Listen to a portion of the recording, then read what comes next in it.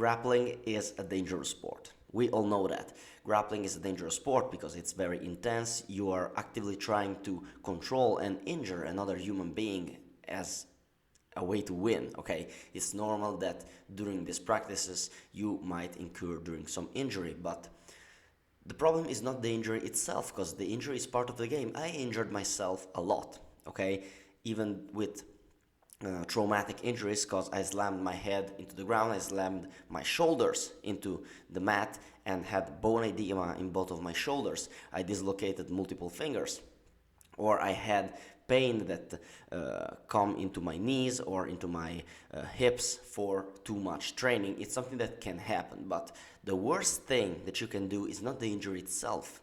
The worst thing that you can do is stop training completely after that you get injured.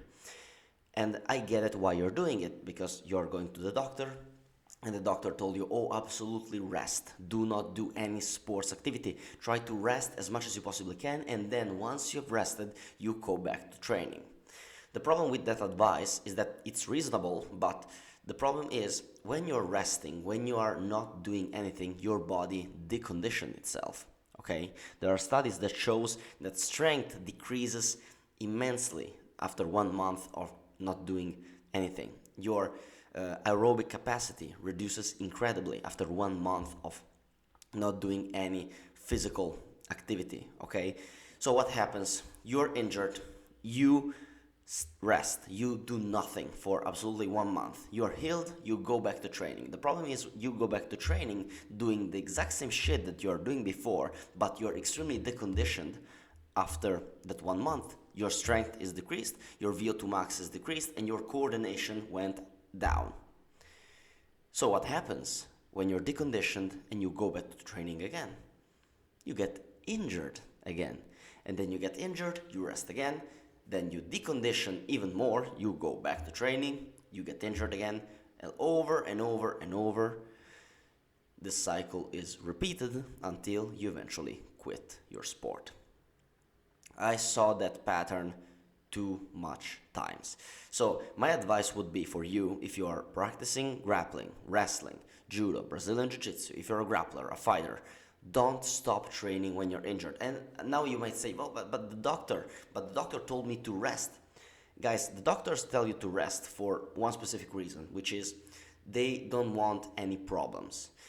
If you are an athlete, you get injured, you go to the doctor, and the doctor told you, oh, okay, you can go back training by your feel, and you go training by your feel and you get injured again, sometimes it happens that the athletes will blame the doctor to tell them to go back to training. And so the doctor, in order to protect themselves, understandably also, and to avoid getting reported or having a bad reputation, he tells you, oh, just rest, don't move a muscle, don't injure yourself again, so that he would be, covered from this problem.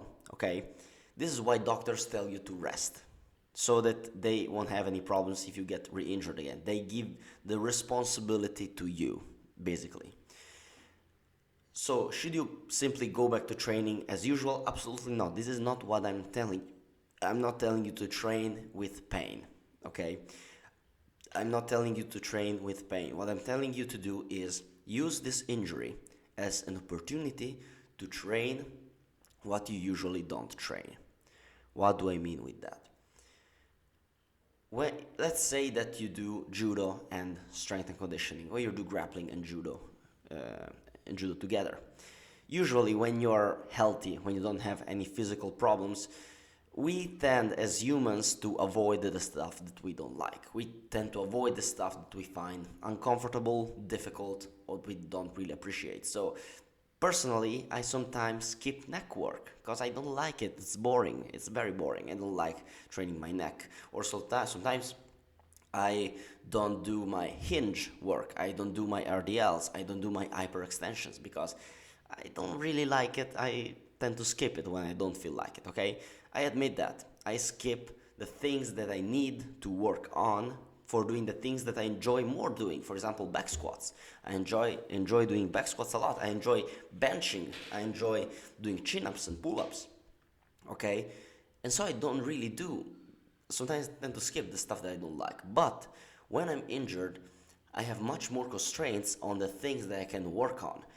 For example, if I have an injured elbow, for example, I cannot really do bench press. I cannot really do heavy chin-ups. I need, I could just work on my legs as well, since it's something that I not do usually, because it's the only thing that I can do actually. The only alternative is just not training at all, or I can work on my aerobic conditioning. Or if, for example, I'm injured in my leg and I cannot do any tachivasa work, I cannot do any, let's say, normal randori or normal rolling from standing, I can just work on my ground transitions. I can just work on my submissions, on my osekomis, for example. It's an opportunity. It's an opportunity to work on the stuff that you not usually working. And also, if you don't see any opportunity in working in the stuff that you're not usually looking to, you can just train your eye. What do I mean by that? I see a lot of people in BJJ or judo that when they are injured, they stop counter training. Oh, I cannot really do anything, which is absolutely not true. You can do a lot of stuff even with injured back, injured neck, injured upper limb, injured lower limb. You can still train in a very different way. But let's even say hypothetically that you are in a wheelchair, which, by the way, you can still train your upper body in your wheelchair. But aside from that, let's say that you're in a wheelchair and you cannot physically do anything. You can still train your eye. What do I mean by that? There is also, in grappling and in judo, a cognitive and tactical element to it. You can train yourself by looking your training partners training by themselves and see what are their mistakes, see what is their strategy, what is their strong points, what are their weak points, so that when you will come back, you will have a better ability to predict what your opponent is going to do, how they're going to do it, and how to create a strategy around that opponent, how to create a way to win against the opponent, even if he's stronger, even if he's more technically advanced than you, because you have a greater tactical advantage, because you understand how they are moving, which grips they are taking, what is their strategy, can you counteract the strategy, what is the techniques that you can apply to them, because they are exposing into a certain position, okay? Being injured is a big opportunity if you are smart enough to understand how to exploit it. And even if you say, oh, fuck it, I cannot really train as I would like to, I will just stop. Man, if you stop, as I told you before, you will go back into that cycle of injury, deconditioning, coming back to training, get injured again, decondition, okay? At least, if you don't give a fuck about what I said in the last 8 minutes, at least keep training in order to at least not get worse from your training. And I'm a physical therapist. I see athletes doing this all the time, getting injured and stop training.